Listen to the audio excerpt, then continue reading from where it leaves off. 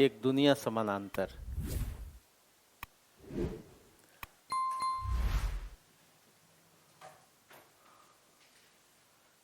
एक दुनिया समानांतर, ये कहानी संकलन है और यहाँ पर दो भागों में इसको भी पढ़ना है और जानना है। एक तो समझना है कि इसकी भूमिका क्या है। भूमिका बहुत लंबी लिखी गई। भूमिका का निहितार्थ क्या है? निहितार्थ का मतलब है उद्देश्य क्या है, उद्देश्य क्या है, इसका अर्थ क्या है। बहुत लंबी सी भूमिका लिखी है। अब जब अपना किताब खोलेंगे देखिए बहुत लंबी भूमिका लिखी गई है ना, करीब करीब 75 पेज है, 75 पेज की भूमिका है। तो ये जो 70-75 पेज की जो भूमिका है किसने लिखी है? डॉक्टर राजेंद्र यादव ने लिखी। एक दुनिया समानांतर की भूमिका किसने लिखी है? डॉक्टर राजेंद्र यादव ने लिखी है। कितने पेज लिखा है? 70 से 75 पेज की भूमिका लिखी है। ठीक है,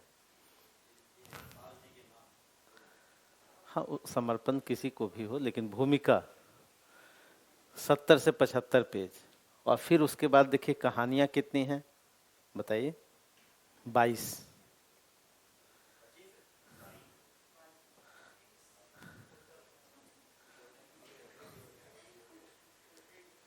कितनी कहानी है? 25 कहाँ पर है? नहीं, वो तो नंबरिंग किया होगा तो काउंट क्यों करना है? अच्छा, नंबरिंग नहीं किया हुआ तो चलिए 22 कहानी है।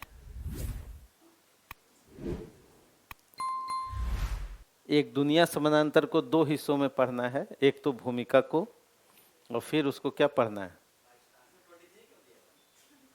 अच्छा, अभी देख लेते। तो हम ये कह रहे थे कि एक दुनिया समानांतर नई कहानियों का संकलन है। ये संकलन किसका है? संकलन है नई कहानी का।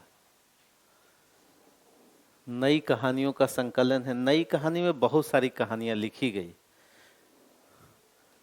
ये समय है 1960 का दशक, 1970 का दशक।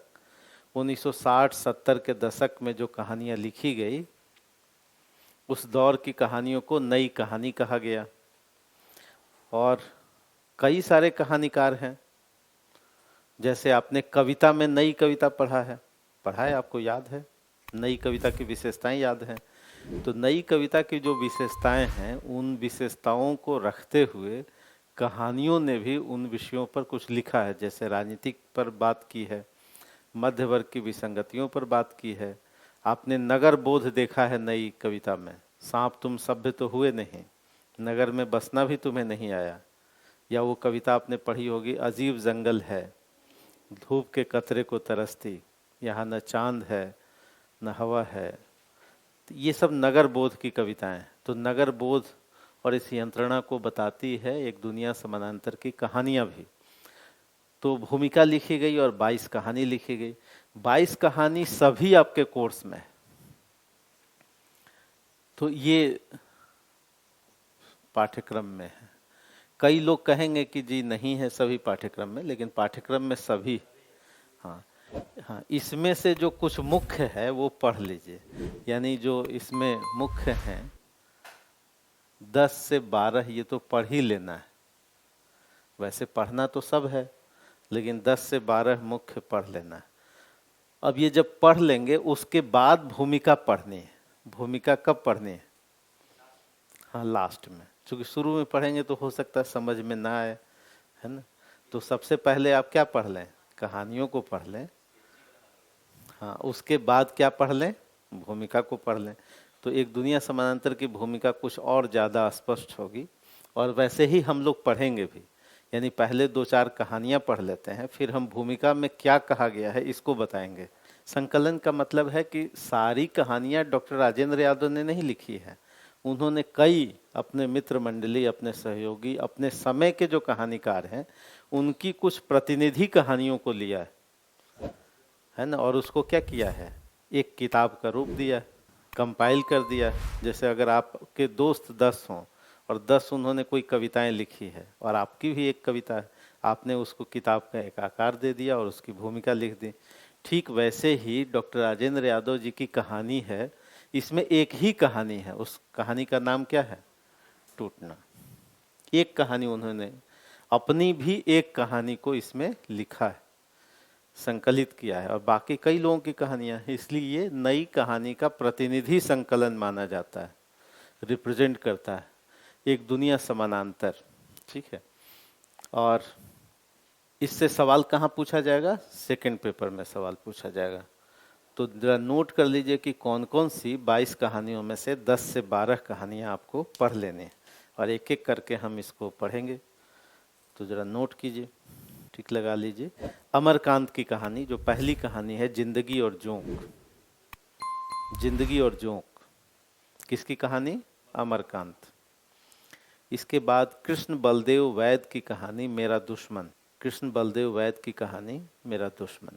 कृष्णा सोबती की कहानी बादलों के घेरे। बादलों के घेरे, कृष्णा सोबती। कमलेश्वर की कहानी खोई हुई दिशाएं। कमलेश्वर की कहानी खोई हुई दिशाएं। निर्मल वर्मा की कहानी परिंदे। निर्मल वर्मा की कहानी परिंदे। उसके बाद फणीश्वर नाथ रेणु की कहानी तीसरी कसम उर्फ मारे गए गुलफाम। बिल्कुल मूवी बना है। फणीश्वर नाथ रेणु की कहानी तीसरी कसम, आप लोगों ने मूवी, बहुत पॉपुलर मूवी थी, है ना? हाँ, तो इसी कहानी पर आधारित है, कई कहानियों पर मूवी बनी। ठीक है, तो तीसरी कसम काफ़ी पॉपुलर कहानी थी, उर्फ मारे गए गुलफाम। भीष्म साहनी की कहानी चीफ की दावत, ये भी पढ़ना है। मन्नू भंडारी की कहानी यही सच है। मन्नू भंडारी की कहानी यही सच है, इसको भी पढ़ना है। मोहन राकेश की कहानी एक और जिंदगी। मोहन राकेश की कहानी एक और जिंदगी। इसके बाद राजेंद्र यादव की कहानी टूटना। राजेंद्र यादव की कहानी टूटना। शिव प्रसाद सिंह की कहानी नन्हो। शिव प्रसाद सिंह की कहानी नन्हो। और हरिशंकर परसाई की कहानी भोलाराम का जीव। हरिशंकर परसाई की कहानी, कितनी कहानियाँ हो गई?